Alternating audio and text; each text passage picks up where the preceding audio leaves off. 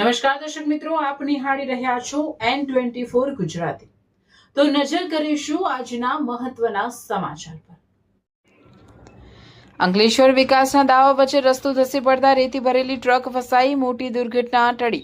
અંકલેશ્વર શહેરમાં વિકાસના દાવા વચ્ચે વાસ્તવિકતાની ઝાંખી કરાવતી એક ઘટના સામે આવી છે। સુરતી ભાગોળ વિસ્તારમાં જીયુડીસી દ્વારા ચાલી રહેલી પાણીની લાઇનની કામગીરી દરમિયાન જમીન અચાનક ધસી પડતા રેતી ભરેલી ટ્રક રસ્તામાં જ ફસાઈ ગઈ હતી।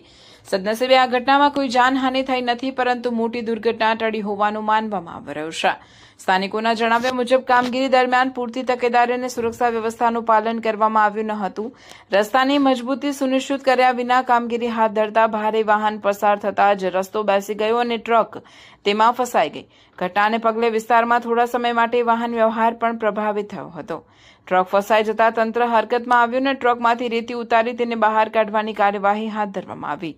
જોકે સ્થાનિકો સવાલ ઉઠાવી રહ્યા છે કે જો કામગીરી સમયસર, યોગ્ય આયોજન અને ગુણવત્તા સાથે કરવામાં આવી હોત તો આવી પરિસ્થિતિ સર્જાય જ કેમ?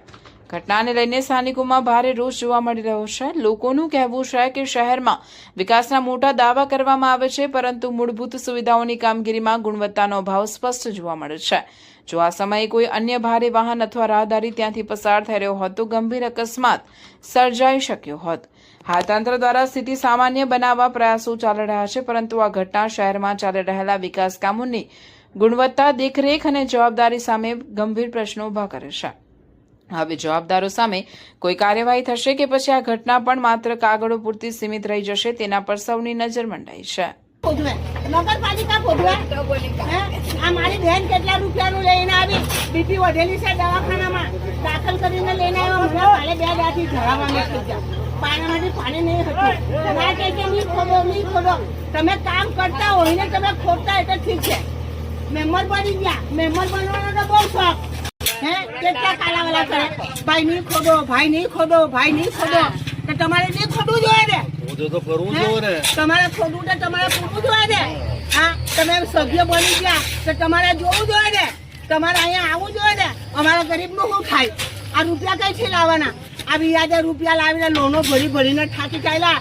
આજે કેટલા વર્ષ થયા હું આ ડોહી ગરપણ છું, આ ડોહી કેટલા વર્ષ થયા મને ઝાડામાં અમે થઈ ગયા। સરકારી મેં તો કોઈ ટ્રીટમેન્ટ બી કરતું નહીં।